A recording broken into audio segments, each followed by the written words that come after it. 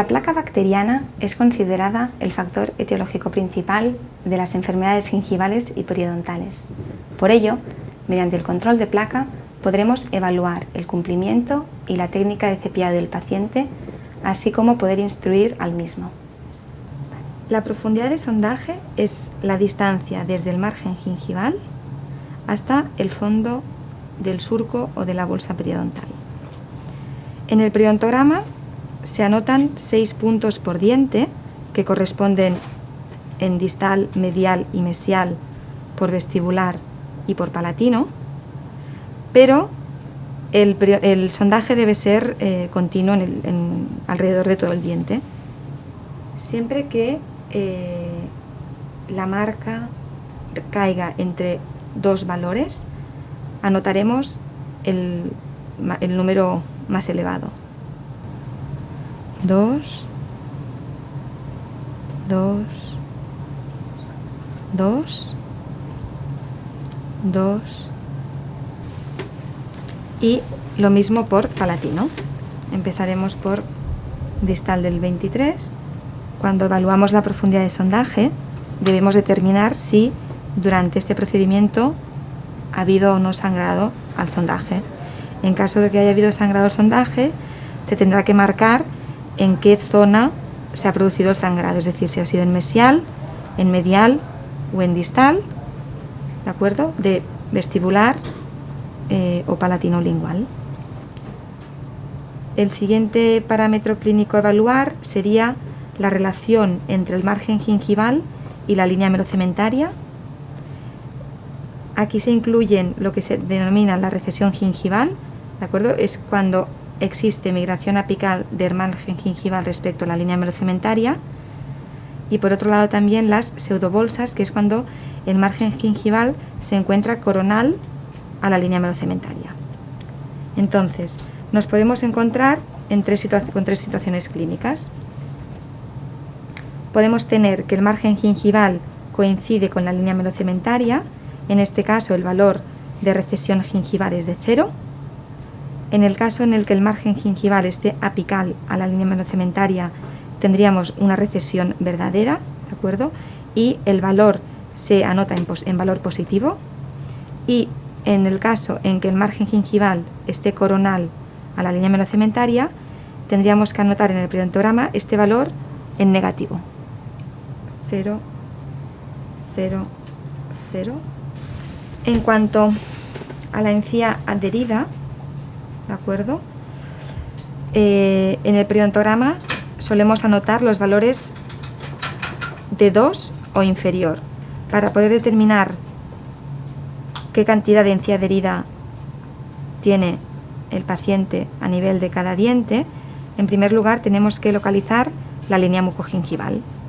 En aquellos casos en que sea complicado evaluar la localización de la línea mucogingival, podemos poner o colocar la sonda perpendicular al eje longitudinal del diente y hacer como un pliegue, ¿de acuerdo? Entonces, allí donde, ¿veis? Aquí, allí donde se frena el pliegue, nos determina la posición de la línea mucogingival. Entonces, a nivel de periodontograma, anotaremos solo un valor de cantidad de encía adherida, ¿de acuerdo? Y lo hacemos coincidir con el punto medial. Entonces, el valor de la encía adherida sale de la distancia desde el margen gingival hasta la línea mucogingival, ¿de acuerdo?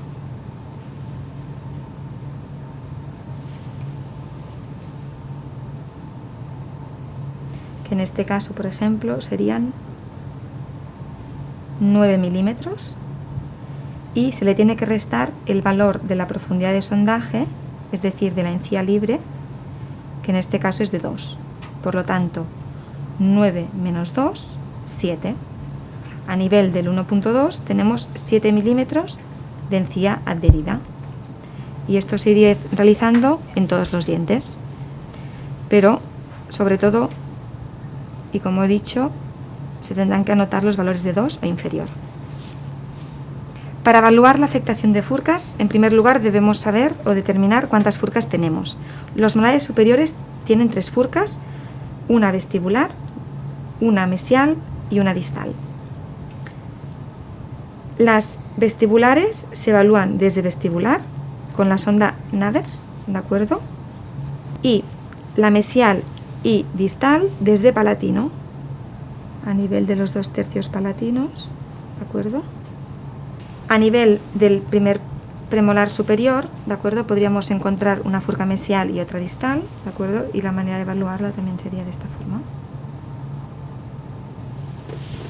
La movilidad dental debe evaluarse con el extremo de los instrumentos romos y esta se divide en tipo 1, tipo 2, tipo 3.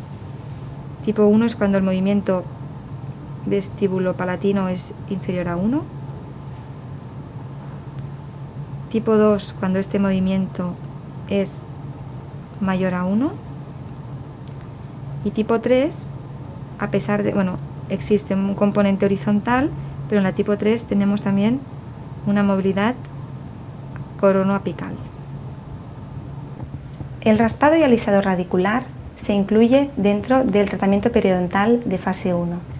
El objetivo de esta fase es poder eliminar de forma mecánica los depósitos supra y subgingivales, como también poder alisar la superficie radicular. Pues, mediante el raspado y alisado radicular podremos eliminar todos aquellos depósitos supra y subgingivales, ¿de acuerdo?, de forma mecánica. Uno de los instrumentos que se utilizan más frecuentemente son las curetas periodontales, ¿de acuerdo? Existen diferentes tipos y en este caso se va a utilizar una Gracie, una Mini 5, ¿de acuerdo? Una 1-2. La forma de coger el instrumento es mediante la técnica del lapicero modificado, ¿de acuerdo? Y el dedo anular es el que nos va a servir de apoyo.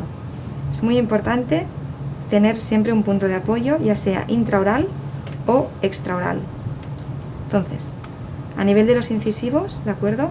Siempre que estemos, cuanto más cerca estemos de la zona de trabajo, mayor control del instrumento. Entonces, los dientes que vamos a raspar van a ser aquellos en los que hayamos anotado una profundidad de sondaje de 4 o superior, ¿de acuerdo?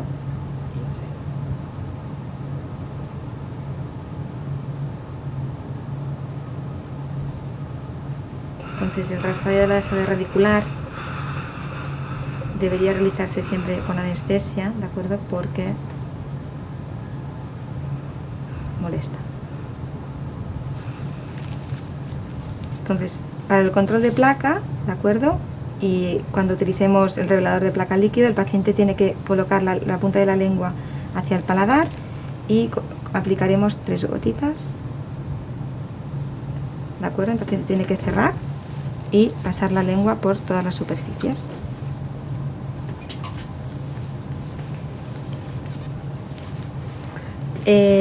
Las zonas que estarían marcadas aquí, por ejemplo, no tenemos nada de revelador, sin embargo, en esta superficie que sería la distal, deberíamos anotar.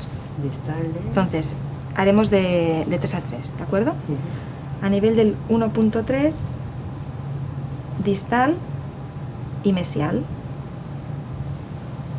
1.1, distal. 2.1, mesial y distal. A nivel del 2.3 por palatino, 2.1 palatino, 2.2 palatino.